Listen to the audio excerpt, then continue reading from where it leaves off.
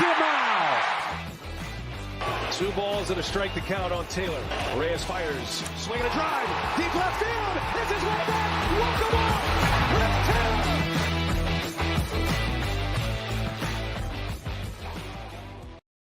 What's up, everybody? Welcome into DodgerHeads, presented by DodgerBlue.com. My name is Jeff Spiegel, joined today by Matt Moreno. We're recording this on Sunday night, fresh off of James Outman Day victory, which we're going to get to. But, Matt, I hope you'll indulge me here as we start, because I want to do what we always do here on DodgerHeads on Mondays, and start with the reminder that we're talking about the Dodgers, who have the best record in baseball, 68-33. They have a 12-game lead in the division, and they're coming off of a historic July. They played 26 games. They went 21-5. That gives them a win percentage of nearly 81%. It was the fourth best July in Major League history. Fabian Ardaya pointed out that it could have been better because 21-5, 3 of those 5 losses were to last place teams. The division lead goes from 3.5 games to 12. They were 13-2 heading into the break, 8-3 coming out of the break. You could tack on the last 2 games in June, which they won, and we're talking about a 23-5 stretch. Here's one more number for you. In the month of July, they had a plus 64 run differential. That would be the 6th best mark in all of Major League Baseball if it was a season mark. The Dodgers did it in just a month. And so, Matt, I'll just come to you with this question. Are we numb to how absurdly good this Dodgers team is? Because nobody's talking about how historically good they are and have been. Yeah, I think a little bit. And, if you want to expand things out for kind of the rest of the season, they're on pace to, set another franchise record for most wins. And they've already tied it. And, when they kind of got there, I remember us talking about it that season. It was like, well, wait a minute. Like, are we not realizing, like, this is still a great season? They're playing well. And like I said last week when I was on with you, the eye test now is sort of matching up with the win-loss records. And so, not that something maybe this historic could be expected from them, but it certainly makes sense. And I think because it's become so commonplace with this team over the past handful of years that sometimes, we, maybe some fans might lose perspective of just how much winning they're doing and how well they're playing. Yeah, and by the way, we're going to get to some injury news later. They did this while getting 0.1 wins above replacement from Max Muncy, Cody Bellinger, and Chris Taylor combined. There was no Blake Trinan, no Walker Buehler, no Dustin May, right? The list goes on. And so the scariest thing is we are not even close to the best version of this team, let alone what they do at the trade deadline. One other note about the week that was, I've got to give some credit to you. They were playing the Nationals and the Rockies, and as we get to our weekly predictions, you said, hey, you know what, pump the brakes. This could be a little speed bump. You were right. You predicted a 4-3 week. That's exactly what they got. They lost the first 2 to the worst team in the league. That was the Nationals. Then they take 3 out of 4 in Coors Field. And even though they were 4-3, and maybe it's because they won 4 of their last 5 this week, I don't know. It didn't feel like a 4-3 disappointment. Do you agree with that? Yeah, definitely. And even, some of the reaction that we get on social media, like a 4-3 week earlier in the season would have been much worse. Like, so-and-so needs to be benched, trade this person, cut that person. There wasn't really a whole lot of that throughout this past week. I mean, definitely early on, the 2 games against the Nationals. And as much as I want to take credit for predicting a 4-3 record, I think we need to point out that I did say that they would split with the Rockies, not necessarily drop 2 to the Nationals. So I won't take too much credit, but hey, it was kind of, moving target, and I sort of landed on it, I guess. Yeah, hey, look at that honesty and humility. He gets all the credit for predicting 4-3, and he points out that it wasn't a perfect prediction. It was a 85. It was a B+, A- prediction from Matt. Well, first, let's get to a couple housekeeping and announcements, and then we're going to dive in. The first is an exciting one. Again, this is getting posted Monday morning, and Monday night, we've got a first-time ever type of thing we are going to do. There is going to be a virtual watch party on Monday night against the Giants. We're partnering with an organization called Playback, and what we're going to do is basically anybody, we've got limited space for it, but the folks who get in, we're going to have a room set up where the game is going to be showed. All of us are going to be able to watch in real time at the same time. So nobody's like, my stream's 10 seconds ahead of yours. We're going to be all in the same time. And myself, Daniel, maybe Matt's going to hop in. We're going to be there on stage talking through the game. We've got a chat set up. We'll be able to bring people up on stage. It's going to be epic. You don't want to miss it. Again, this is a game against the Giants, so it should be a fun one. But here's the key. You've got to follow Dodger Blue 1958 on social media for the details to get your invite. We'll post about it on Monday. All those who respond, all those who message us, we'll be able to send them the link and they can get in. So definitely some exciting stuff there. Matt, anything I'm missing on that one as far as the social media piece? No, you've got it nailed. I'll say specifically follow us on Twitter because that's where we already sent out one tweet on Sunday and we've had some replies to that already. So if you see that one, reply to it. We'll bring it up again on everybody's timeline Monday morning, early afternoon, maybe, and then definitely start getting out invites for everybody to join. And I think we're recommending that if you do get a message from us with the link to probably hop into the room about 6:30 ish just to kind of get ready for. I believe first pitch is 6:45, so just to kind of get set up, get warmed up, get in, maybe chat with a few people, and then, like you said, watch the game. And the great thing is everybody's going to be all on the same stream and at the same time, because I know, like in the past, technology wasn't quite there yet. Everybody's sort of all over the place, and not for this. And we're definitely looking forward to it. It's going to be obviously our first one on the Dodger Blue side. We've done it with Lakers Nation, and so hopefully this is something we could then move forward if it's successful. Yeah, exactly. So this first one's going to be a little bit more exclusive, a little smaller while we work out some of the kinks. But the plan is to be doing these moving forward. So make sure you get in on that. One other just programming note over the next couple of weeks is going to be a bit quieter at the end of this week and moving forward. For about 10 days, I'm going to be out of town. The backstory to this, and this isn't a pity party or sympathy for me, I lost my full-time job a couple of weeks ago. The good news of that is living in Portland, it gives me a chance. I'm going to be driving down to visit my family with my current family, to visit my parents in Los Angeles. I'm going to be at both of the games against the Twins, so that's exciting. If anybody wants to buy me a $32 Coors Light at Dodger Stadium, I won't complain. But I'll be back a couple of weeks later. Then we'll be dialed in for the stretch run. So come mid-August, things will be humming. We'll actually be doing a little bit more content. We'll be doing daily previews every morning, plus the normal stuff, more of those watch-alongs, more live content. It's going to be fun. So again, through this Friday, normal, but no live post-game this week, no full show next week, and no live post-game show next week. After that, we're back to go, ready to go. So here's the plan. Enough about that. Let's dive into today's show. We're going to be doing stock up and stock down, injury updates, trade deadline rumor roundup, odds and ends, and then the week ahead. But as we start, let's get into one of my favorite games, Matt, which is stock up and stock down. If you're new around here, we pick 3 guys each trending either up or down over the past 1 or 2 weeks. Obviously, we recognize we're dealing with small sample sizes, but the goal here is to recognize, are there slumps that are starting to develop? Are guys busting out of slumps? Are there breakouts coming? That type of thing. And so, Matt, I'll let you start with your first person. Stock up or stock down? Who do you got? Yeah, so my first one's going to be Tony Gonzalon. And this is, I think it's a soft stock down, definitely. And admittedly, he's probably hurt a little bit by how strong of a first half he put together, and potentially some, maybe confirmation bias. I know I'm among the people who've been a little concerned and interested to see how he would handle sort of the second half of the season, because this is the most he's ever pitched. We saw a little bit of regression, in his start against the Cardinals. That, maybe could have been attributed to, the Cardinals kind of gave the Dodgers fits. Mitch White may have been tipping pitches or whatever the case was. I'm not including the All-Star game in this. I know some people would, but, those were 2 home runs, and one of them really was an elevated fastball that just got out. But I think in the second half with the Dodgers, what you've seen, I haven't quite seen Tony as sharp as he was, sort of in the first half. And credit, against the Nationals, after he gave up the runs, he did pitch. I think it was 4 scoreless innings after that. Against the Rockies, there's the walk, the hit by pitch, kind of the fluky single that loaded the bases. But again, for me, it kind of comes down to he's not quite as sharp as we've seen. And so I think that's something to sort of monitor moving forward.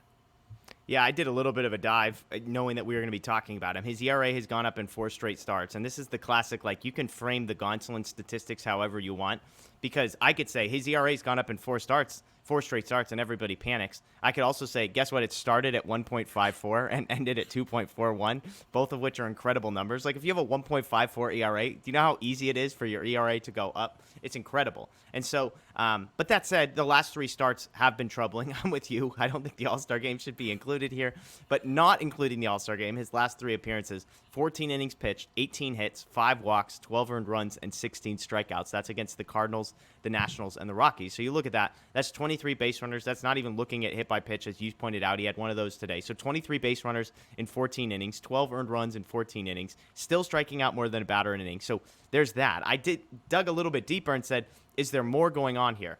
Is the whiff rate a problem? Is he getting less swings and misses? The answer is not really. Season, he's averaging 27.3% his whiff rate for the year. He had one start where it was right at 27 on Sunday, one start where it was better than 27, one start where it was worse, so it's right about the same. I looked at velocity. In 2 of those 3 starts, the fastball velocity is actually up over his season average, so that's not the problem. I looked at strike percentage, first pitch strike percentage. Basically, all of those things are pretty similar. There's a couple games where the first pitch strike percentage and the control, maybe you can start to point to and say, I don't really know about that. But 2 of the 3 games, he's thrown more strikes than average on the season. And so I guess I would say I agree with you. It needs to be included in the stock down because his last 3 starts have not been good. But I'm not selling my Gonzalon stock. We knew there would be a regression. I don't think he's a 4.5 ERA guy. I'm just curious for you, Matt. So ignoring that he's at a 2.41 right now, we're about 100 games in, so there's 60 more games. Let's say he gets 10 more starts, 9 or 10 more starts. What would you guess his ERA is from here on out, starting at 0, moving forward? So what would his ERA be over the next 10 starts? Not including everything that's happened, but just the next 9 or 10 starts, that, from August through September through October till the end of the regular season. What would you guess? Like, are we looking at a 3.5 ERA type guy, a 4 ERA guy, a 2.5 guy? Yeah, I think somewhere around 2.25, maybe 2.5 if it gets a little high. And, some of it too, and we'd have to really, kind of look into specifically. But one thing that Gonzalon was exceeding at early in the season and during the first half, I guess if you want to frame it that way, is stranding runners on base and definitely in scoring position. Whereas I remember, I think it was the Cardinals start. That's where, they got a couple hits. They might have matched like his season total of hits allowed with runners in scoring position. The Cardinals may have matched that or exceeded it in that one game. Yeah. So that's what sort of worries me is, he kind of was allowing a lot of base runners throughout the season. And so now is that trend going to sort of catch up with him? Yeah, I think it's fair. Again, even just looking back at those 3, I meant to include this. I mean, he played the Cardinals. That's a good team. Against the Nationals at home, that's really an inexcusable one. But then Sunday's game, he's in Coors Field. It's kind of like, somebody said after, I think it was on the broadcast even, 3 earned runs in Coors Field. Or I guess it was a post-game show. They were like, you give up 3 earned runs in Coors Field. That's like a pretty good start. And so all things considered, we'll see. But I'm with you. I think he's going to be in the 2.5 to 3.0 ERA guy from here on out, which would be fantastic. Nobody would be complaining, even if that means the 2.41 ERA ends up a little bit higher from here on out. All right, first up for me, I'm going the man of the day on Sunday. That's James Outman. Stock up for James Outman. Here's the story on Outman. 25-year-old, added to the 40-man roster in the offseason, which tells you something, that the Dodgers liked this guy enough to say, we want to protect him from the Rule 5 draft. He split this season between AA and AAA, absolutely destroying AA. 68 games. He had 16 home runs with a 946 OPS. Gets promoted to AAA, 815 OPS, a 13.5% walk rate. 50% of his hits go for extra bases. That's in 22 games. And so that was coming in. And I saw some of the pregame interviews and that kind of thing, and I was like, I like this guy. I like what I'm seeing from just the attitude, the demeanor of him. And then, of course, on Sunday, 3 hits, a home run in his first at bat, a double, a single, 3 RBIs, 2 runs scored. Incredible debut for James Outman. I texted Justin Lorber after the game and was like, hey, I'm in on this guy. And he basically said, look, his floor is a solid bench bat and a 4th outfielder. We know he's likely plus defense. And so it's got to be stock up. I'm not saying any of this is sustainable. I'm not saying he's probably only going to be up for a few more days. He might not start any of those games. But for me, I got to give some credit to James Outman. I imagine, Matt, that you were pretty impressed by what you saw in his major league debut.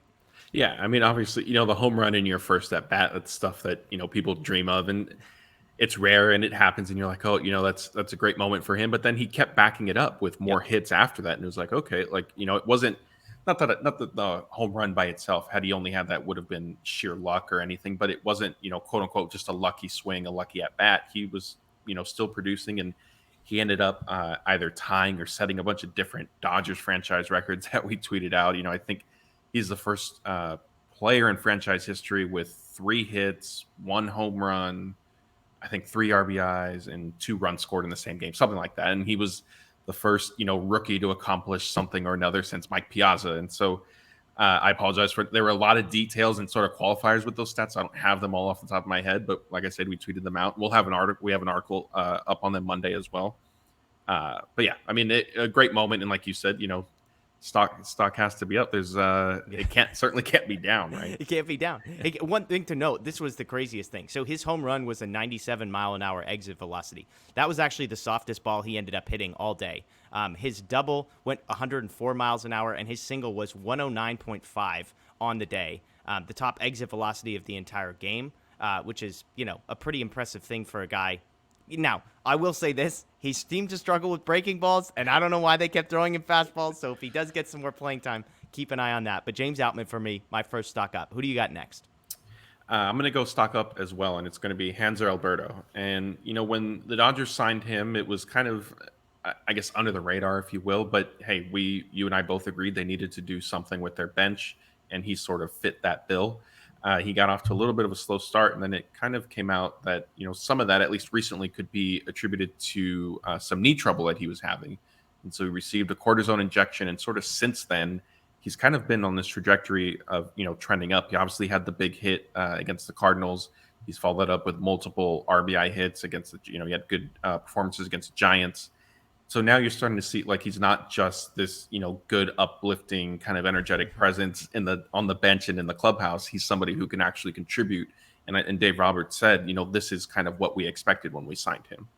Yeah, I mean, you're looking at a guy who we know he's not going to walk. He's got a 260 on base percentage for the season. You like the energy, but I mean, look, I'll be honest. We had a conversation in the last few weeks where we're like, I mean, does this guy keep his roster spot? Like when Trace Thompson and Jake Lamb are performing and Edwin Rios is due back. Like, what are you going to do with the bench the way that it's performing? But to his credit, he gets the big hit. I believe it was the Cardinals series that he got the big hit. Yeah. And then ever since then, as you said, it's been trending up. So I hope it's real. Like, this is an easy guy to root for. I'm still concerned that the 654 OPS on the season, even with the recent uptick, is slightly concerning. But I'm with you. It's good to see from Hanser Alberto. And as we said, the bar last year was so incredibly low that we don't need a ton out of you, Hanser. Like, we don't need a 900 OPS, okay? We don't need what Trace Thompson is doing. Jake Lamb and his, 750, 800 OPS is more than enough as well. So just settle in, be a positive bench guy, and just get some solid hits when we need them, and we'll go from there. And what I forgot to mention is he can pitch as well. Don't underestimate that. That's true. Has closed out multiple games so far this season. All right, next up for me, we're going to go in the negative category, and this is going to surprise some people, but I'm going stock down my guy, Craig Kimbrell. I know. Nobody's surprised that I'm talking about Craig Kimbrell and down. They're surprised that I am the one, the guy who has seemed to own the house on Kimbrell Island. 11 appearances in the month of July, 6 earned runs, 13 hits, 3 walks, 11 strikeouts. 3 of his 11 appearances, he has faced the minimum number of batters possible. That's not good when you're a closer. You'd like a guy to be able to face the minimum more than 30% of the time. Here's the more concerning number, Matt. In the last 19 batters that Kimbrell has faced, 2 strikeouts. 2 strikeouts the last 19 batters he's faced. It seems like the breaking ball he can't locate. Everybody is sitting on fastball because it's the only pitch he can throw for strikes. Dave Roberts even said he's still our closer, but he needs to be more effective, which, Matt, from my perspective, was as aggressive as Roberts has been with a sitting closer as I can possibly remember. Obviously, he doesn't have the history that Jansen does. Were you surprised by Roberts' comments and how blunt he was when Kimbrell almost blew, a 3-run lead, and he gave up 2 runs and had the tying run at second base? I was a little surprised just because Dave typically is very mild-mannered with us, especially when addressing his players. And I think, he'll always 9.5 times out of 10, he'll say nothing but positive things. And, he believes in such and such player. And then behind the scenes, there's probably different conversations being held of like, hey, we need to figure this out, like what's going on type thing.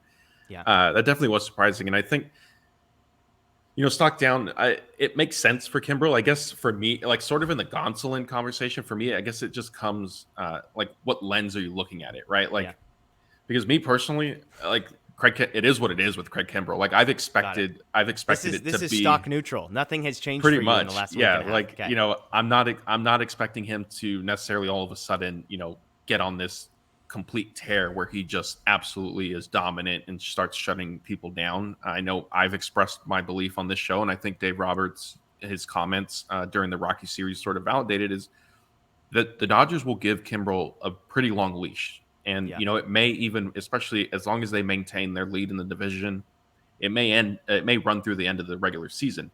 But come the playoffs, if he is still struggling like this and there are other options, if Blake Trinan is healthy, which I know we'll get into an update on him, Brusdar Graterol once he's potentially back, Evan Phillips, maybe even Chris Martin, who knows? If there are other options, a starter perhaps, I think the Dodgers will go to that come the playoffs, because at that point, like, Dave Roberts will sacrifice a game in July, in August, even September, and fans will go absolutely crazy. But in October, I think we saw, like in 2020, that if he needs to make a change, he will. Yeah, and I think that's going to be a theme of a number of conversations you and I are about to have in the next 20 or 30 minutes, is the difference between games in July and even into August, and the difference between what Dave Roberts and how he might handle situations moving forward. So, again, stock down for me, Craig Kimbrell. Who's your last one here, Matt? So I'm going to finish with stock down as well, unfortunately, and it's Max Muncy, and it's just, not gotten on track for him. And I guess, this one too, like I said, if you want to look at it, depends on what scope you kind of look at Muncy's season, because frankly, he's playing through a torn UCL. That's obviously out there. It's not a secret anymore. The Dodgers didn't disclose it when he suffered it last year, and he did during an offseason interview. I've expressed my confusion and amazement on how he's still playing without needing Tommy John surgery, and the explanation of because of how the ligaments laid never really made sense to me, but so it goes. So on one hand, I want to give Muncy, some benefit of the doubt. I know he won't use it as an excuse. He hasn't used it as an excuse, and frankly, if you're still playing, then it really can't be an excuse. Mm-hmm. And we just haven't seen him, get on track. And I kind of felt like, had Justin Turner not dealt with his injury, had Chris Taylor maybe not gotten hurt, that maybe the Dodgers are on the verge of giving Muncy another IL stint to just sort of rest and reset and maybe run that one a little bit longer than they did the first time, because he's struggling. I mean, and he does have, an at-bat here or there where he makes solid contact, and he has been robbed of hits a couple times, but there's still several more at-bats where he's just not picking up pitches or guessing completely wrong, and I think that's what's most concerning. Yeah, absolutely. I'm with you on that, and it kind of goes to the Kimbrell thing, whereas like whether this is stock up or stock down kind of depends on, is this stock neutral for a guy who has been bad? I mean, the batting average sits at 162, 310 on base, 305 slugging percentage. Anytime your on base percentage is higher than your slugging percentage, that's typically a really bad sign, unless you have like an incredible on base percentage, which Max Muncy does not. I just think you pointed it out. The Dodgers have tried to thread the needle. They had a guy who's injured that they could have just dealt with it and gotten the surgery, and maybe that was his personal choice. We don't know. But now they're sort of in no man's land where there's not enough time for them to deal with it and for him to come back, and there's also not enough time for anything else. Like, it's sort of, you're stuck with what you're doing. Even if he were to get the surgery now, he would miss, the rest of this season at least, and potentially some of next season. So I'm just fascinated to know what the plan is. Again, when we get into the trade deadline, the fact that the Dodgers are connected to a number of bats tells me that Dave Roberts might seriously be considering benching Max Muncy, or at least taking a number of putting him in a platoon or something like that. Cody Bellinger might be in the same boat, although I'll say this about Bellinger. When I see Muncy bat and then Bellinger bat, Bellinger starts to look like a freaking all-star next to Muncy, the way that because at least he's making contact, and, the batting average, the weighted runs created plus, none of that is dramatically better for Bellinger. But from an eye test perspective, it just looks better. Muncy's chasing things that he didn't used to chase. He's watching pitches and whiffing on pitches. So I'm with you. I mean, the stock is down long-term on Muncy. I don't know if it's down in the last week, 2 weeks, 3 weeks. It's probably about the same as where it was. But, I guess I'll leave the Muncy conversation with this. A lot of people saying, why is this guy even playing? And my message, and I'm curious to hear your thoughts on this, Matt. I'm guessing we're in agreement based on previous conversations, is the reason Muncy is playing today is because the Dodgers believe, let's call it a 20% chance, that between now and the end of the regular season, Muncy's going to figure something out. That maybe his elbow's going to have healed, or his forearm is going to have healed enough, or whatever, or he's just going to figure out his body and the way that it feels. And there's a 20% chance, which is not a big chance, but a 20% chance that he figures something out to become not maybe even peak Max Muncy, but 85, 90% of what Max Muncy used to be. If there's a 20% chance, and by the way, batting Max Muncy now, they just had the fourth greatest July in Major League history with Max Muncy hitting as poorly as he did, then they're just going to take that chance because he's fine, if not pretty good defensively, and they're winning games without him. And so they say, if we keep playing him, we have 20% chance of getting real Max Muncy back, and that's going to help us win a World Series. And if we don't keep playing him, we forfeit the chance of finding real Max Muncy, and guess what? We're probably still winning games. I mean, is that how you're thinking about this? Because a lot of people that I interact with in social media, comments, etc., are just like, bench the guy. But I think if I'm trying to guess, that's why they have it. Yeah, that's definitely fair. And again, I think also, I know fans want Miguel Vargas up, but there haven't really been any signs that the front office is in a rush to do something like that without getting him, I think, long term, sort of regular at bats. And I don't necessarily see that with this team right now.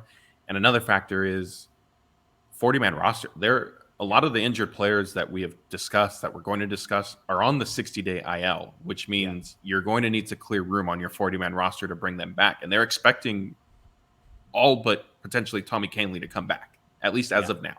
So, when you start thinking of, bring up so-and-so, well, okay, you need to look at kind of the bigger picture and the full kind of what that really entails. No, that's a great point. That's a great point. Because if you think about all the guys on the 60-day IL and the fact that they have a full 40-man roster at the moment, that means there's probably 3 guys currently on the roster that are going to need to be removed at some point. And so who those guys are, it's a great point. Adding Vargas, a guy who's not on the 40-man. I like that one. All right, last one for me is going to be stock up, and it's a guy that is Trey Thompson. And people pointed out, I was starting to be skeptical as we entered the All-Star break. He was struggling coming in.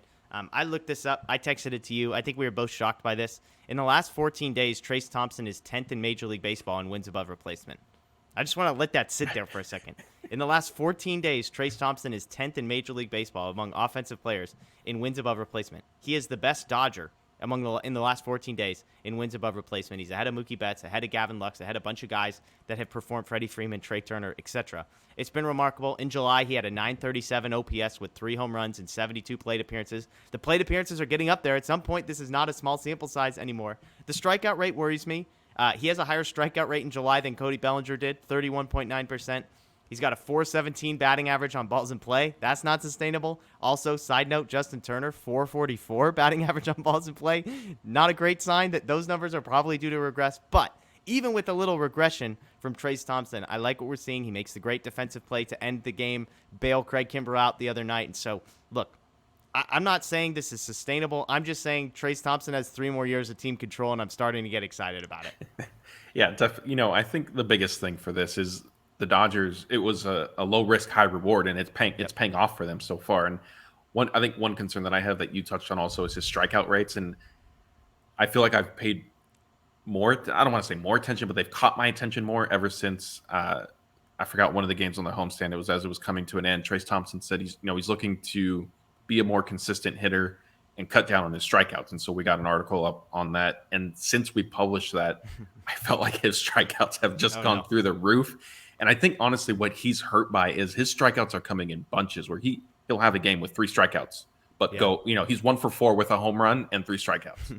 And then he's, 1 for 3 with a double and an RBI, but 2 strikeouts. And that's his biggest. I think if it was just, hey, he's striking out once per game, but getting 2 hits, 1 hit, whatever, maybe drawing a walk, you could sort of live with that, putting the ball in play. But when he's getting multiple games in a row of 3 strikeouts, 2 strikeouts, that's where I think it becomes a little problematic. But I mean, hey, he's offsetting it so far, so credit to him. And that's the thing with the 417 batting average on balls in play, that number is going to regress. That's just the law of average and statistics. That number is going to come down. Well, the way you offset that is start putting more balls in play. If you put a smaller percentage of balls in play that result in hits, but you're putting more balls in play overall, those 2 numbers will even themselves out. And so if Trey Thompson can get that down to even 25% of a strikeout rate, down from 32% in the month of July, even if the batting average on balls in play comes down, it could be good. But again, we're not looking for 940 OPS from Trey Thompson necessarily. 800, we're perfectly content with Trey Thompson sitting there. So there you go. Stock up, stock down.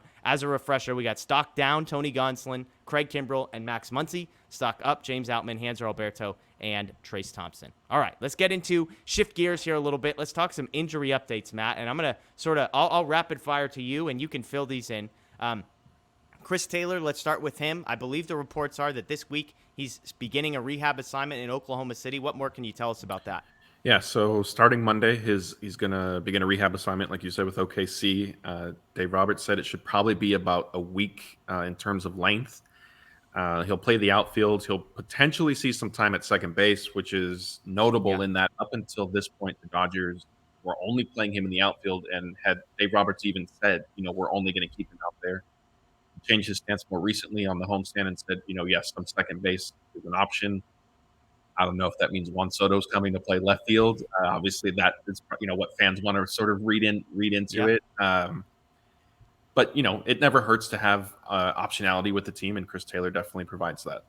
Yeah, we had a big video up earlier in the week where we talked about what does Chris Taylor's return mean? Because you mentioned second base. Dave Roberts also said he's going to be playing some center field, which I don't know if you knew this, Matt. The Dodgers have a center fielder currently on the roster who's not hitting very well. So the fact that Chris Taylor could be moving over there, because I basically said, look, if Chris Taylor's coming back, he's not taking Trey Thompson and Jake Lamb. That platoon needs to be doing exactly what it's doing. He can't be taking their playing time. He can't be taking Gavin Lux's playing time. It either means he's going to be getting some time at the DH or sort of rotating in, and maybe Trace or Jake or Gavin or Justin Turner, somebody else is DHing and Max Muncy is losing playing time, or maybe Cody Bellinger isn't playing in center field and he's losing some playing time. And so we'll see. And again, the other elephant in the room is Chris Taylor wasn't all that great when he was playing either. So he was better than Bellinger, better than Muncy, but 34% strikeout rate or whatever it was is concerning. And so good news that he's coming back, but we'll see how that shakes out. It's also worth all you people getting excited about James Outman. The James Outman era is going to end in Los Angeles when Chris Taylor comes back. So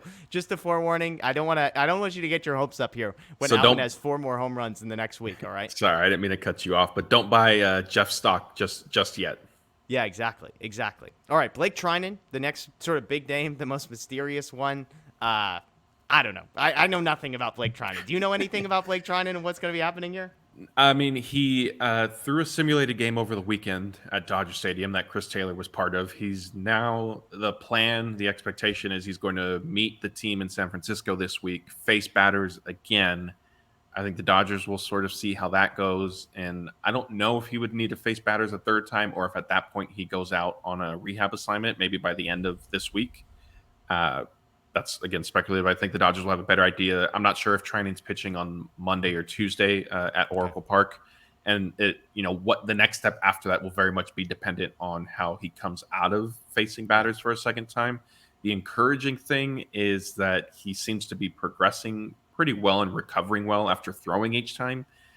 I guess one sort of caveat to that is they've pushed his estimated return date into kind of the middle of August, where up until recently, it was looking potentially like within the first week or 10 days of August.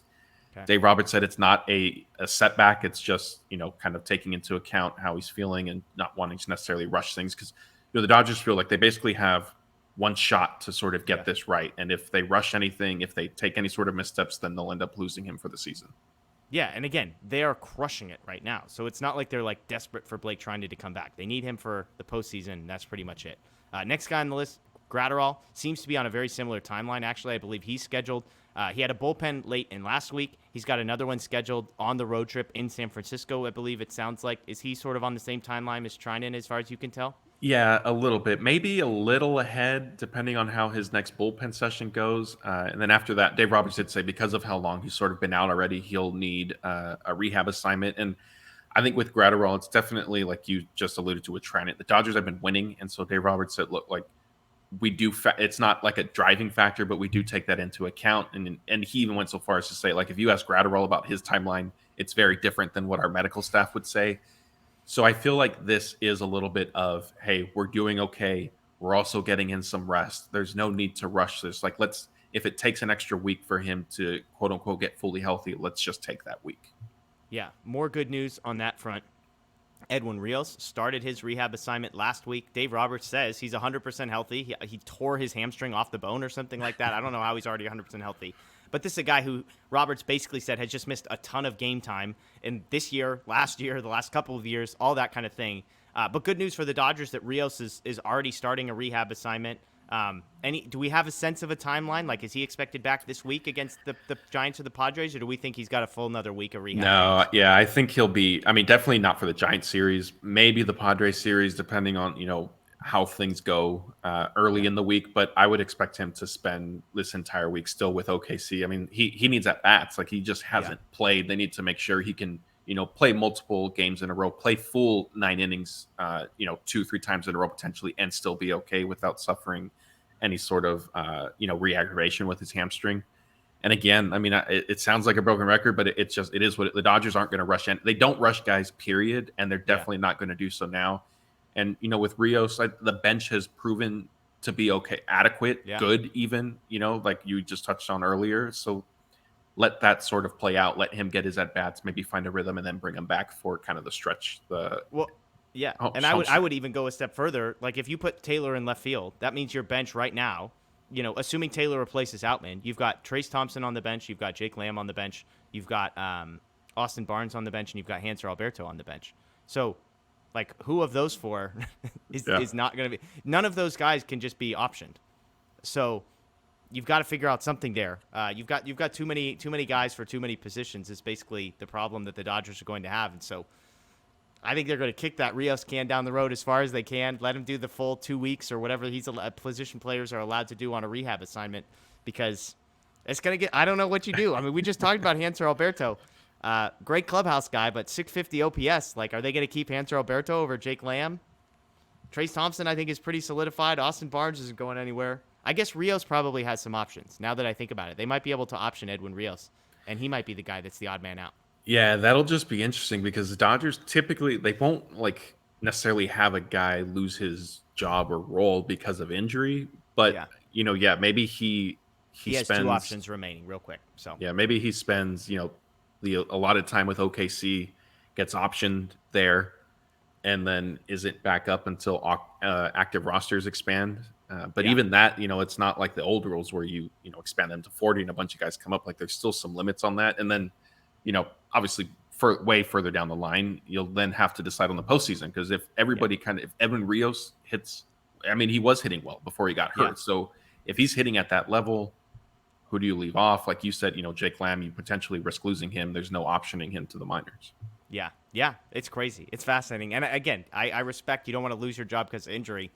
I don't want to lose Jake Lamb just because, Again, I think Hanser Alberto, as much as it pains me and everybody to hear it, it's like he's the weakest link. And I get maybe there's some positional stuff there, but if now the Muncy, the Phantom IL stint, maybe that's the solution for some of this at some point. But if Muncy's on the roster, Chris Taylor's on the roster, that gives you sort of the positional versatility across the infield that maybe Hanser Alberto isn't necessarily required. I mean, I don't know if you trust any of those guys wholeheartedly at shortstop the way that maybe you trust Hanser Alberto defensively at shortstop, but I mean, if it was either losing Jake Lamb or having to see Gavin Lux, Chris Taylor sort of be your backup shortstops, I don't know. I think I might just take my chances. But anyways, all right, last one on this list, Tommy Kahnle. This one, it sounds like, is the most negative of the bunch. What's the latest on Tommy Kahnle? Yeah, so unfortunately, Dave Roberts, he didn't rule him out from returning, but he acknowledged that it's probably 50-50 sort of at best, which is disappointing because the little bit that we saw of Kahnle was electric and encouraging. Yeah. And, when you factor in that the Dodgers have been without Blake Treinen for an extended stretch. Brusdar Graterol's been out for a couple weeks now. Kahnle is somebody who definitely would have been useful, to have these past several weeks. I mean, I think the fact that Dave Roberts already admitted that it's 50-50, I'm counting Kahnle out. I just don't see him coming back, unfortunately. I hope I'm wrong, but Dave Roberts typically is more optimistic with injuries than, sort of completely truthful, I guess, if you will. So like I said, the fact that he sort of already admitted this tells me that there's some serious concern. Yeah, and we're about to get into some trade deadline stuff and a move that the Dodgers have already made. But as we're going to get into, as much as I would like to have Tommy Kahnle, that's probably a position of strength in some ways. It's a position of depth, let me put it that way. And so maybe the Kahnle news doesn't necessarily have to wholesale change the direction that the Dodgers were going to move in over the next few weeks. So let's get to some trade deadline talk. Again, we're 38 minutes into this, and I'm guessing it's what most of you are most excited about, and I don't blame you for it. But let's talk about the move that the Dodgers have already made. Then we'll talk about some rumors. Then we'll talk about Juan Soto, because it's fun to talk about Juan Soto. But the trade deadline move that the Dodgers have already made, they acquire relief pitcher Chris Martin from the Cubs in exchange for Zach McKinstry. We had a video posted early in the week. You can go back for a full sort of breakdown of this in many ways. McKinstry, to me, seemed to be out of the rotation for the Dodgers. My guess was defensive reasons. Real quickly on him, do you think that's the reason that he sort of fell out of favor in some regards with the Dodgers, is because as much as he was position versatile, he wasn't very good defensively at any of them? Yeah, that's fair to say. I honestly don't know what it was. He just didn't really stay. I mean, Frank, I guess if you want to go back a little bit further, I think they put him into a role that he just wasn't necessarily ready for yet. Kike left in free agency, and I think the Dodgers, kind of touted Zach McKinstry as, hey, he's in a similar mold of being able to play all over the field. He just bats left-handed, this and that. Yeah. and nothing against Zach at the time. I just didn't think he was ready for that. And, he was doing okay. And then he had his oblique injury. And I feel like that sort of just torpedoed his season. He was great before missing 6 weeks. What was that in 2021? I mean, he was like second in the team in homers and had like a 270 batting average or something like that. Yeah. So, maybe he would have sustained that, maybe not. And so maybe the injury, I think, was some factor, at least for that year. And he just never got back on track after that. And so, this trade, it made sense. Like he wasn't, I mean, he'd been up with the team. I saw him in the clubhouse after the All-Star break walking, and I had to do a quick recount. It was like, wait, is he on the active roster already, or are they making a move right now? Because he hadn't played. Yeah, it was something like he had been up on the active roster for 37 days and had like 9 at-bats or something. It was some ridiculous statistic. I joked with you offline. I was selfishly bummed. We had been in contact with McKinstry and his folks, and the plan was to have him come on the show. I literally talked to someone with his agency that morning, and we were like, and he basically said, hey, the reason he can't come on is because he's on the active roster but never playing. And he wasn't saying this in a negative way, but he was like, so he needs to show up. He needs to be the first person to the ballpark every day so he can get actual batting practice in. He needs to get like live ABs since he's not getting them in the game. So he's the first one there. Then he has to stay for the game. He has no time. So they're like, we need a couple of weeks. And then sure enough, he gets traded. But anyways, my loss, our loss as a DodgerHeads community, but good for him. I mean, he gets to go somewhere he's going to play. Coming the other way to the Dodgers, relief pitcher Chris Martin. As I joked on the show, he is famous in Dodger circles for giving up what I would say is one of the biggest home runs in franchise history. Cody Bellinger's go-ahead home run in Game 7 of the NLCS on the way to winning the World Series. I think it's fair to say that Chris Martin is not an 8th or 9th inning guy. I think he's a 7th inning guy. You look at his numbers, this is pretty much the profile the Dodgers love. He's got a really good strikeout per 9 rate, an incredible walk per 9 rate. I think he's in the 100th percentile for walk rate, let me put it that way. His K to walk is like 11 or something like that. The question for me with the Chris Martin move is, are the Dodgers done in the bullpen? And here's why I would say the answer is yes, and then Matt, you can chime in. And it goes back to the Haney conversation we just had. Come postseason time, you figure Dodgers are going to have 4 starting pitchers and 9 relief pitchers. That's going to make up their 13-man pitching side come the postseason. I would say Kimbrell, Treinen, when he's back, Phillips, Almonte, and Ferguson, those 5 are absolute locks to be in the playoff bullpen. I think Martin, you make a trade like this, he's probably number 6 on that group. I think Gratterall, if he's healthy, is number 7. Alex Vesia, now we're at 8. So those are 8 guys that I would say 5 I'm pretty positive about, 3 I feel confident in. We've only got one more spot. Well, here are all the names that I haven't mentioned yet. Depending on what happens with the rotation, if you still got Urias, Kershaw, Anderson, and Gonzalon, then this last spot is between Buehler, May, Heaney, White, or injured guys like is Danny Duffy coming back at any point? Is Victor Gonzalez coming back at any point? So my point being, if the Dodgers go and trade for another player, sure, like if they could get a back of the bullpen guy, that would be great. But they're not replacing Phil Bickford. They're replacing Alex Vesia or Brusdar Gratterall. In most likely, I think those 2 guys would be the guys that are on the bubble because some combination of Buehler, May, Heaney, like those guys are going to be around in the bullpen. I think Duffy and Gonzalez and White probably on the outside looking in, but there's just a lot of guys for not a lot of spots. So I would say they're probably done making moves at the bullpen. Do you agree or disagree with that? Yeah, I agree. I think that's fair to say. I mean, any relief pitcher, the only way I see them adding relief pitchers if they make some sort of bigger trade and a reliever is thrown in as part of that, or if something just completely unexpected comes their way. Because I think one thing Andrew Friedman won't necessarily do is just, flat out say no to something. Yeah. But like the closest he'll get is if you try and get him to pay for a reliever. I think that's about as close as he gets to an immediate no. Yeah. But yeah, I agree with you. And I don't see them really making another move in the bullpen. And as for Chris Martin specifically, I think this is going to be a pretty interesting test for Mark Pryor and all the Dodgers pitching coaches because the organization has a very good reputation for correcting or enhancing, improving, whatever you want to call it, fixing pitchers. And Chris Martin is somebody who maybe could benefit from some of that.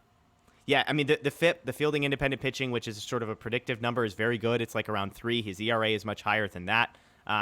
He throws like 6 pitches at least 5% of the time. So it's like the classic I'm imagining. He sits down and Mark Pryor says to him, these 3 pitches, we're going to forget you know how to throw them because you're never going to throw them ever again.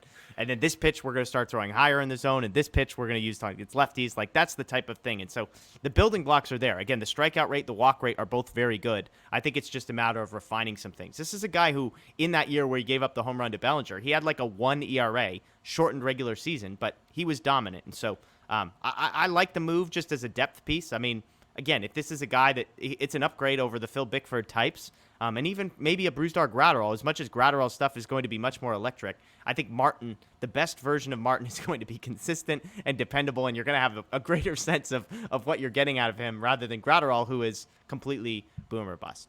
All right, moving on from the trade deadline stuff, or moving along in the trade deadline stuff, let's talk about some rumors. Dodgers have been linked to a number of bats. Garrett Cooper, we had a video up earlier about that rumor. Let's just summarize that with not a big Garrett Cooper fan over here. JD Martinez linked on Sunday. David Peralta was a guy that has since been traded, but Fabian Ardaya reported that the Dodgers were in on him. Brandon Drury of the Reds, another guy who has been connected to the Dodgers, both officially and in people's minds. Most people say that none of these moves, a lot of this stuff isn't going to move until people have a sense of whether or not the Juan Soto deal is going to happen. But I'm just curious, are you surprised that the Dodgers are looking at a bench bat? We just talked about how Edwin Rios comes back. They likely don't have a spot for him on the bench. Are you surprised that they're looking to make a move like that? Or is this them saying, we don't necessarily believe in Trace Thompson and Jake Lamb, or we want some Max Muncy or Cody Bellinger or Chris Taylor insurance? Yeah, yes, all the above. Okay. Sorry, that was a terribly worded question by me. I think it just we touched on it a couple of weeks ago that one way or another, every deadline, the Dodgers seem to be looking for a right-handed hitter. I don't know how, it just happens every single year. And so I think that's what this is. I know David Peralta doesn't fit that mold. And frankly, the interest in him surprised me a little bit.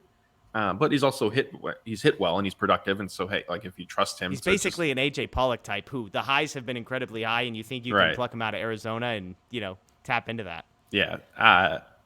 I don't know if I really see any of these happening. JD Martinez, I think in other years would be, an attractive addition, not so much this season, unfortunately. Or, maybe the Dodgers are able to kind of buy low and, make some corrections. And if the reports on what the Red Sox want are out there are accurate, they said they wanted a top 5 prospect, a major league level player, and some other stuff, I think was the report.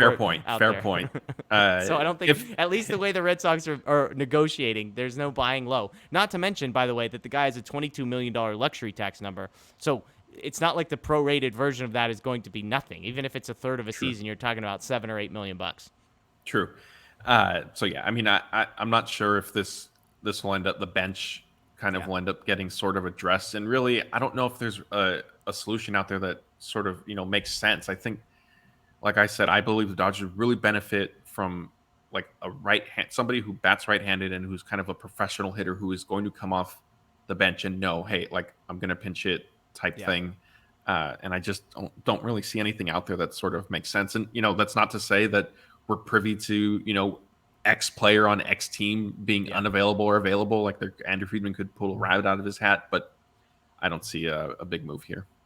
Yeah, and I mean, again, I think the Dodgers have to figure out what their strategy is, because what are you going to do with Cody Bellinger and Max Muncy? And I think Cody Bellinger, there's probably a safe bet. He's not going anywhere. Just for defense alone, if he can stick around that 85 weighted runs created plus, be 15% below league average offensively, do what he does defensively, and provide big hits every once in a while, you just take your chances. But with a guy like Muncy, they've got to figure out what they're going to do, because you can't just replace him in the lineup and think that solves them anything, because what is Max Muncy then all of a sudden miraculously going to become an effective bench hitter? You've either got to go all in and say, we're going to ride or die with Max Muncy / the guys that we already have, or we're just going to cut bait. We're going to say, Muncy, you're going on the injured list. You need to deal with the elbow. We can't put up with this for the rest of the year. We need your roster spot.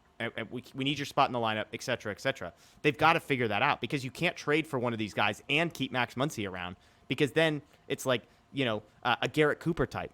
The upgrade of Garrett Cooper versus Jake Lamb or versus Edwin Rios or, those types of players. I'm why would you give up prospects to go from that to that with, I would add, the fallback option of, if all hell breaks loose in the next month and a half, you roll the dice with Michael Busch and Miguel Vargas and say, we're just going to see what we got. We're going to see. And the beauty of the designated hitter is, you know what? You don't need to pinch hit anybody if you don't want to. You need to find 9 guys who can hit, throw them all out there, see what happens. Let Bellinger hit against lefties. Trace Thompson has shown he can hit righties, and just take your chances with that kind of a thing. But I think what the Dodgers do offensively, and Juan Soto aside, because Juan Soto's in his own category, if Cooper or Drury or those types are added, I think that will be an indication that their plan for Max Muncy is to cut bait. And I don't mean cut him. I just mean end the season and see what happens.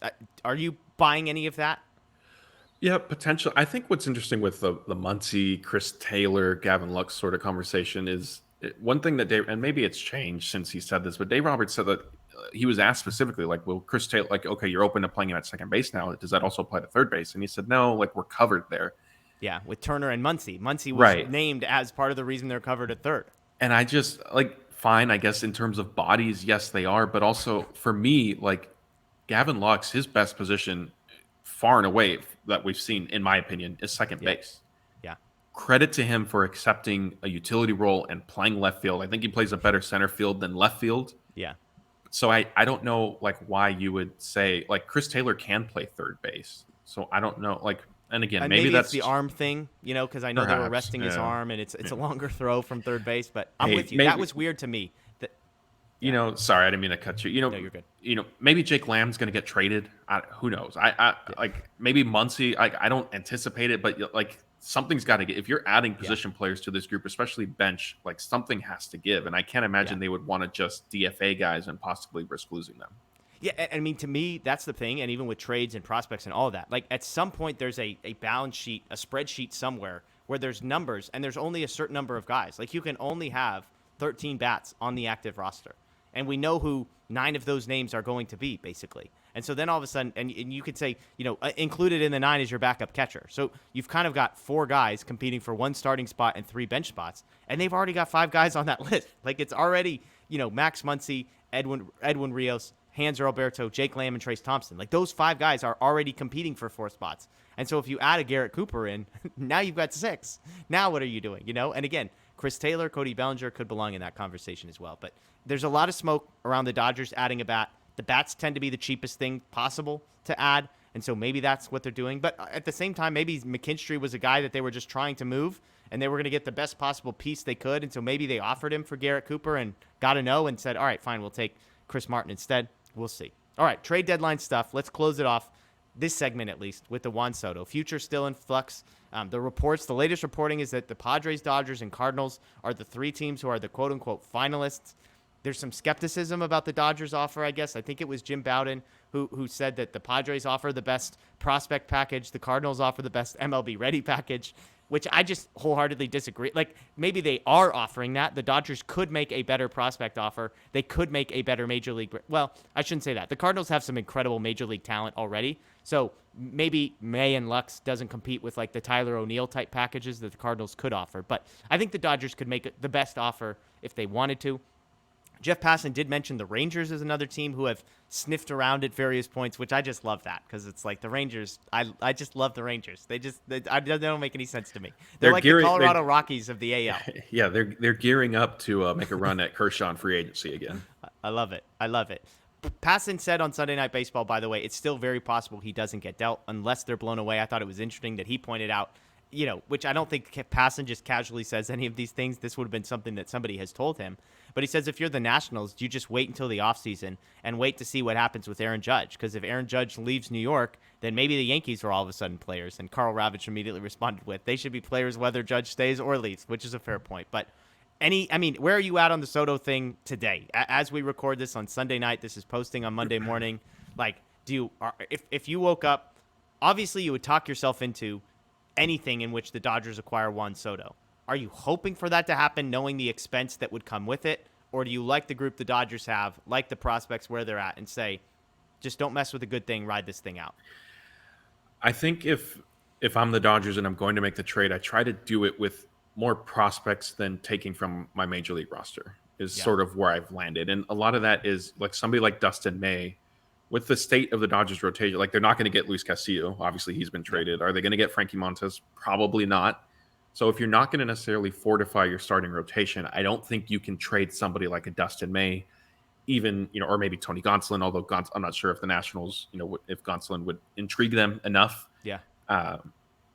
So because of that, I think if you do it, maybe figure out, okay, which bag of lottery tickets will sort of work. And, prospects are great because it's all this potential, right? But like you've brought up, Juan Soto's 23 years old. He's younger than, than some of the guys that you'd be sending the other way. Right. And you already you already know what you have in him.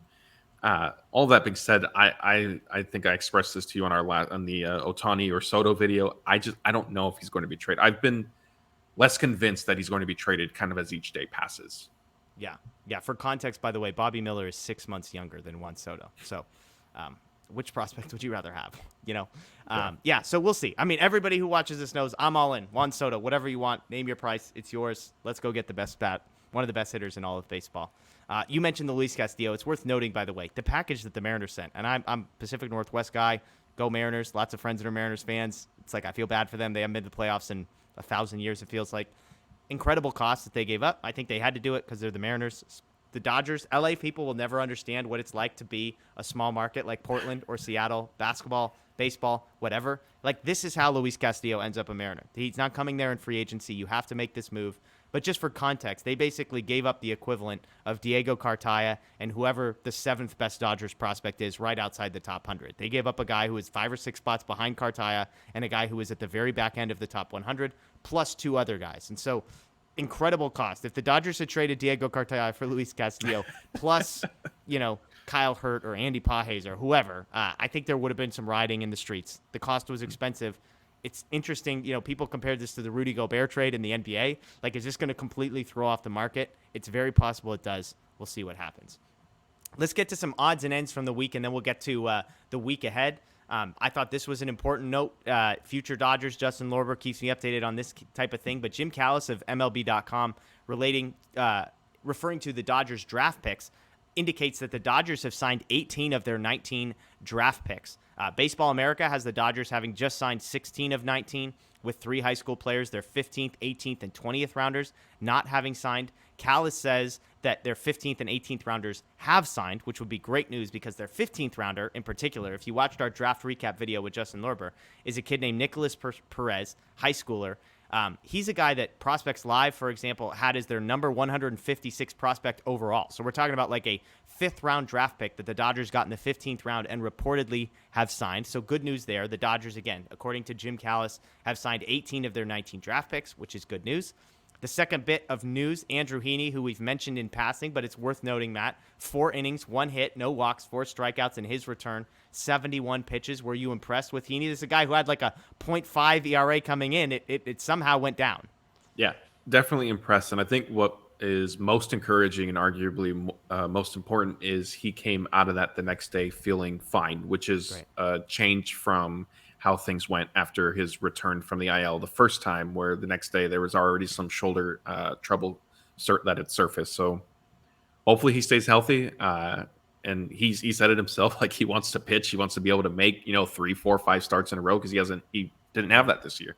But definitely encouraged. And I alluded to it earlier with Chris Martin. Like he's a good sort of another test for the Dodgers pitching coaches. Andrew Haney right now is the poster child for it this year. Yeah. Yeah, and Heaney fits the bill of a starter who could quickly, you would see him move into the bullpen because he misses bats. He could be sort of a long relief guy that gives you a couple innings in the postseason. But, of course, long season to go for a guy like Andrew Heaney. Last little sort of note, if you've been watching the Dodger broadcast, this has been everywhere. Freddie, Freeman, Trey Turner flip-flopping on who leads the league in hits. They're also second and third in average behind Paul Goldschmidt. I'm going to put you on the spot, Matt. Freddie Freeman or Trey Turner, who you got winning the hits title for the Dodgers? I'm going to go Freddie Freeman. Okay. I think Trey Turner, he obviously, it seems like every night, every couple weeks, he's on like a 20-game hitting streak. Yeah. 19, I think, at the moment. Is that right? Yeah. Is 18 17 or 18? I think it was 17, 18. And then he got to 18. Yeah. Trey said it himself. Like he gets his hitting streaks tend to be a lot of like 1 for 4 type things, and he said he would rather just have hits and bunches. So I think because of that, I'm going to give the slight edge to Freeman. Yeah, I'm probably go with you. You could do minor things and say he bats higher in the order, so maybe gets a few extra at-bats. Probably a less physically demanding position over at first base. So, yeah, I'd go with Freeman, although Trey Turner was the batting champ last year, so maybe we're both idiots for thinking that. Let's close things out here with the week ahead. Just briefly, the Dodgers have 4 games in San Francisco. Heaney, Anderson, Urias, and Kershaw for the Dodgers. The Dodgers do miss Carlos Rodon. Does not pitch against them in this series, which is good news. The Tuesday night game, by the way, is a national game. It's on TBS. Dodgers have won 6 of 9 against the Giants so far this season. Then they return home for 3 against the Padres. Gonzalon, Heaney, and Anderson tentatively slated to start those games. The Sunday game is the Sunday Night Baseball on ESPN. The Dodgers, of course, have beaten the Padres 5 out of 7. This is the end, by the way. Sunday will be the end of their 18 games in 18 days stretch. They'll actually have a Monday off, 2 games against the Twins, and then a Thursday off, all while at home. So an incredible week of rest after this one. But 7 games, you nailed your prediction almost last time. 4 in San Francisco, 3 against the Padres. What do you got? Yeah, so this one's tough because the every game the Dodgers and Giants have played, the home team has won every single time so far. Okay. So Look at that statistic. I'll buck the trend. Let's see. I'll say they take 3 of 4 from the Giants. Okay. You set it up like the home team wins every game, but actually the road team's going to win 3 out of 4. Yeah, it's time for that to change. And then I think they'll take 2 of 3 from the Padres. Well, and who knows with the Giants? I mean, with the trade deadline on Tuesday, the Giants are a team that reportedly Rodon might be traded, Jock Peterson might be traded. I don't even know if they have anybody else of value. They might be traded. So that could be the back half of that series. Tuesday night, Wednesday night, Thursday night might be, I don't know. I guess normal games against the Giants, I don't know who half the guys are in the lineup anyway, so it might be more of the same. They just made a big trade on Sunday, by the way, for a AAA shortstop who's batting who has a 750 OPS. It's like getting reported. I was like, who cares? They're like, he's actually starting for the Giants tonight. I was like, dear God, it's been a rough year in San Francisco. Maybe Jock will be in the Dodgers lineup by the time that series at Oracle Park ends. Hey, look, we're talking about random bats. Jock is a bat that you could sign me up for. Jock, you want to get 3 straight titles, Jock? That's the way to do it. Okay, so you're going 3 and 4 in San Francisco, and did you make a pick for the 3 home games against the Padres? Yeah, 2 of 3. Gonzalon, Heaney, and Anderson, 2 out of 3. All right. Yeah. So you're going 5 and 2 on the week. Yes. All right, but you make sure to indicate how they're going to get to the 5. Yeah. So I won't. Yeah, I won't take. Maybe hopefully I'll be able to take full credit for being right this time. There you go. Yeah, I mean, look, I just don't think the Giants are any good. The Padres have dropped like 10 games in the standings to the Dodgers. I think twice was the number of times they gained ground on the Dodgers all month. So I'm going to go with you. I like 5. I like 5-2. I'm going to say a sweep of the Padres, though. I'm going to say split with the Giants, sweep of the Padres, which just hurts me because Yu Darvish is pitching for the Padres. He's very good. I like Yu Darvish as a person. But I think the Dodgers get it done. I think, like I said, they split in San Francisco. Sleepwalk through a middling, barely, I don't even know where they're at, around 500 team, we'll call them, and then get up for the Padres series and basically step on the throat and end that one. So I've got 5 and 2 on the week. All right. Well, good stuff. We appreciate everybody for joining us. Again, we'll be off for a couple weeks with this long-form stuff, but make sure Monday, again, if you missed it, DodgerBlue1958 on Twitter. Send us a message. Look for the post. We're doing a live watch-along. You need to get an exclusive link, so make sure you comment. Be one of the first people to do so. We'll get you that link. That's going to be a lot of fun for that first one. Andrew Heaney on the mound for the Dodgers against the Giants. And then we'll be around. Make sure all sorts of trade deadline coverage. I can assure you it's going to be a busy week for us. Tons of content. Monday, Tuesday, all sorts of stuff. So stay tuned here. Subscribe. Ring the notification bell. You're not going to want to miss it. We're going to have we are regularly the first Dodger channel to have coverage. When Chris Martin got traded, we had the first video up, the best video up, I would like to say, as well. So make sure you subscribe. Ring the notification bell here. Follow us on Twitter. Check DodgerBlue.com. Subscribe wherever you get your podcasts. We greatly appreciate you all for joining us. That's Matt. My name's Jeff. We'll see you next time.